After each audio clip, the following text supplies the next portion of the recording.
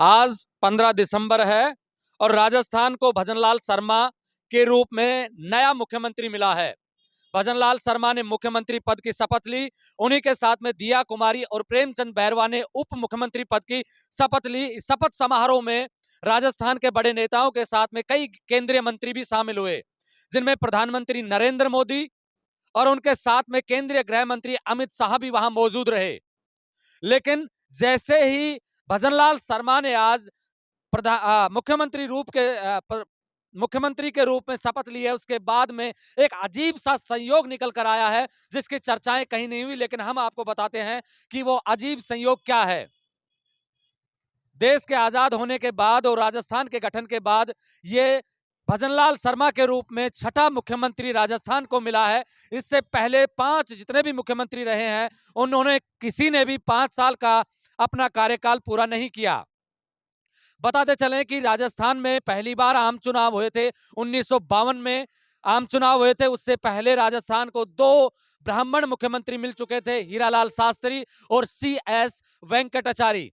हीरालाल शास्त्री 1 साल और 274 दिन के मुख्यमंत्री रहे, वहीं CS वेंकटाचारी को मात्र 110 दिन का मुख्यमंत्री रहना पड़ा।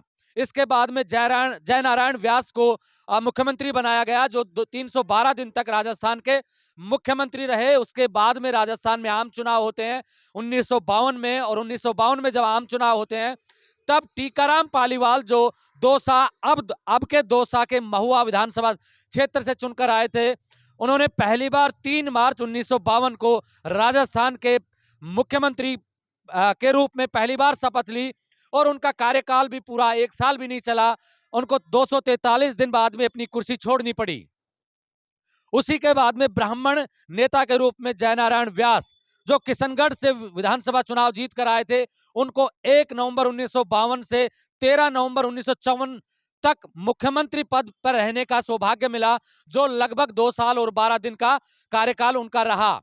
ये भी अपना कार्यकाल पूरा नहीं कर पाए, और इसी 1952 से 57 के दौर के बीच में मोहनलाल सुखाड़िया तीसरे मुख्यमंत्री बने, जो मात्र 13 नवंबर 1954 से 11 अप्रैल 1957 तक राजस्थान के मुख्यमंत्री रहे। 1957 में फिर से चुनाव होते हैं, और तब से लेकर 1967 तक लगभग 12 साल और 120 दिन तक मोहनलाल सुखाड़िया ही राजस्थान के मुख्यमंत्री होते हैं। उसके बाद 44 दिन का राष्ट्रपति शासन लगता है, जो 1967 से 1971 तक फिर 4 साल और 74 दिन तक मोहनलाल सुखाड़िया राजस्थान के मुख्यमंत्री रहते हैं।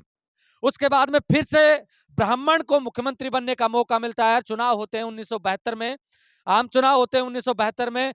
उसके बाद में राजस्थान के अलवर जिले की तिजारा से बरकतुल्ला खान, जो तिजारा से विधायक बने थे, उनको 9 जुलाई 1971 को मुख्यमंत्री के रूप में शपथ ली उन्होंने, और जो 11 अक्टूबर 1973 तक लगभग 2 साल और 94 दिन तक राजस्थान के मुख्यमंत्री बने रहे, और उनकी मौत हो जाती है 11 अक्टूबर 1973 को। उसके बाद में हरदेव जोशी, जो बांसवाड़ा से चुनाव जीत कर आए थे, ब्राह्मण थे, उन्होंने 11 अक्टूबर 1973 को शपथ ली, और लगभग इनका कार्यकाल चला 3 साल और 200 दिन का। उसके बाद में फिर से 54 दिन का राष्ट्रपति शासन लगता है। 1955 में 1985 में फिर से आम चुनाव होते हैं, और हरदेव जोशी को फिर से 10 मार्च 1985 को मुख्यमंत्री पद की शपथ दिलाई जाती है, जो 20 जनवरी 1988 तक लगभग 2 साल और 316 दिन तक राजस्थान के मुख्यमंत्री रहते हैं। इसी दौरान इन्होंने एक महिला कवयित्री पर कोई टिप्पणी की थी, उसके बाद में इनको मुख्यमंत्री पद छोड़ना पड़ा। पता तो चले कि ये भी अपने 5 साल का कार्यकाल नहीं पूरा कर पाए थे। इसके बाद में शिवचरण माथुर को 1 साल और 318 दिन के लिए फिर से मुख्यमंत्री बनाया जाता है, लेकिन फिर से संयोग बैठता है कि शिवचरण माथुर से इस्तीफा लिया जाता है, और हरदेव जोशी, जो उस समय राज्यपाल बना दिए जाते हैं, उनको वापस राजस्थान बुलाकर 90 दिन का मुख्यमंत्री बनाया जाता है। तो ये दिलचस्प संयोग हम इसलिए बता रहे हैं कि लगातार ये कयास लगाए जा रहे हैं कि क्या भजनलाल शर्मा राजस्थान में 5 साल का अपना कार्यकाल पूरा कर पाएंगे, क्योंकि इससे पहले 5 मुख्यमंत्री राजस्थान को मिले ब्राह्मण, जो अपना कार्यकाल पूरा नहीं कर पाए। कोई भी ऐसा ब्राह्मण चेहरा नहीं रहा जो अपना 5 साल का कार्यकाल पूरा कर पाया। और संयोग की बात देखें कि 2024 में लोकसभा के चुनाव हैं और लोकसभा के चुनाव में 2014 की बात करें और 2019 की बात करें, दोनों ही चुनाव में भारतीय जनता पार्टी यहाँ से 25 की 25 जो लोकसभा की सीटें वो जीत कर गई है। अब भजनलाल शर्मा के कंधों पर यह जिम्मेदारी आ जाती है कि वो 25 की 25 सीटें 2014 और 19 की तरह अब की बार राजस्थान से जिताकर भेजे, ताकि उनका 5 साल का कार्यकाल बना रहे।